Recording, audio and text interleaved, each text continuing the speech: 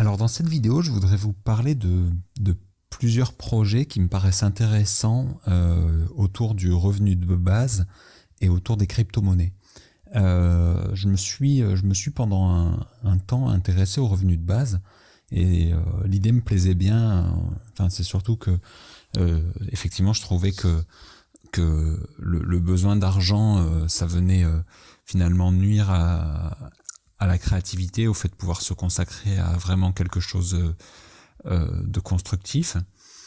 Et du coup, je me disais effectivement, le revenu de base, ça peut être intéressant, ça peut stimuler la créativité, etc. Bon, sachant que je me suis aussi rendu compte que de devoir générer des revenus, ça pouvait aussi stimuler la créativité d'une autre manière. Mais voilà, mais malgré tout, je trouve que l'idée de revenu de base est intéressante. Par contre, il y a un point que je trouve négatif dans le revenu de base, c'est que le revenu de base soit distribué par l'État. Et si le revenu de base est distribué par l'État, en fait, l'État peut du jour au lendemain, enfin en fait, il a un peu le droit de vie ou de mort sur vous, puisque c'est lui qui vous distribue votre argent, et que si finalement l'État n'approuve pas ce que vous faites ou ce que vous dites, il vous enlève du jour au lendemain votre revenu. Et donc, si tout d'un coup, l'ensemble des revenus qu'on obtient ne dépendent que de l'État, on dépend complètement de l'État et du jour au lendemain, ils peuvent décider de tout vous reprendre. Donc ça me posait un problème de dire que finalement, l'État, il est plus à mon service, mais je suis au service de l'État, enfin, je suis dépendant de l'État pour ma survie.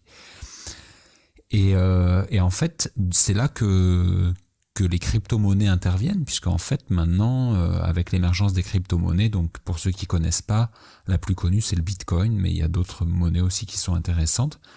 Et donc en fait là il y a maintenant des porteurs de projets qui commencent à proposer des crypto-monnaies, mais qui seraient basées justement sur l'idée du revenu de base.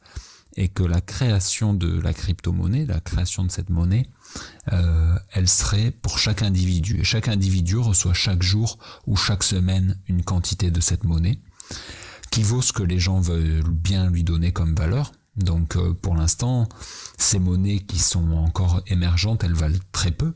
Mais c'est à partir du moment où un grand nombre de gens pourront s'intéresser à ces monnaies-là que ça pourrait être intéressant. Mais imaginons que moi j'imagine que c'est des monnaies qui pourraient voir le jour plus rapidement dans des pays assez pauvres, où les gens pourraient décider du jour au lendemain que de toute façon ils n'ont pas d'argent, ils n'ont pas de pièces à s'échanger, donc ils pourraient utiliser ces monnaies-là pour faire des échanges localement en fait. Donc ces projets-là, j'ai repéré, donc j'ai fouillé un petit peu, mais il y a deux projets qui semblent s'être lancés. Je ne sais pas exactement quelles sont les structures qui portent ces projets-là. D'ailleurs, ça serait intéressant de se renseigner davantage. Je sais qu'il y en a un qui est une organisation à but non lucratif et qui met au point donc une monnaie qui s'appelle ManaBase, donc c'est tout en anglais. ManaBase, vous inscrivez, vous donnez votre adresse mail, un numéro de téléphone. En fait, ils veulent s'assurer que vous êtes bien une personne unique et en fonction de ça, vous allez recevoir chaque semaine une certaine quantité de monnaie. Donc qui actuellement ne vaut pas grand-chose parce que effectivement, c'est pas une monnaie qui est très connue, mais qui éventuellement pourrait devenir une monnaie plus de référence. Et du coup constituer un revenu de base. Parce que les gens font confiance dans le système qui a été mis en place, dans la monnaie qui a été mise en place, et voilà. La deuxième monnaie que j'ai repérée, c'est Swift Demand. Swift Demand, je sais pas, c'est le nom du site en tout cas. Et alors eux, la crypto-monnaie n'est pas encore créée, c'est encore qu'une monnaie virtuelle qui est sur leur site, et on peut une fois qu'on s'est inscrit et une fois qu'on touche, alors là c'est chaque jour, on touche 100 unités de cette monnaie chaque jour, et donc à chaque fois qu'on touche, on touche 100 unités par jour, et il y a une liste des produits qu'on peut acheter avec ça. C'est surtout des services, il y a des gens qui proposent différents services contre cette monnaie d'échange.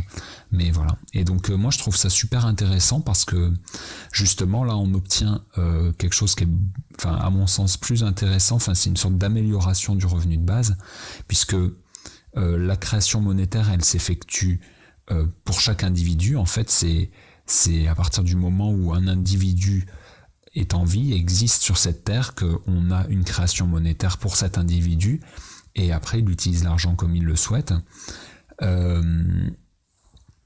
En fait, je crois que les concepteurs de ces monnaies-là ont vraiment bien étudié la question, puisque en fait, ils se basent sur l'inflation,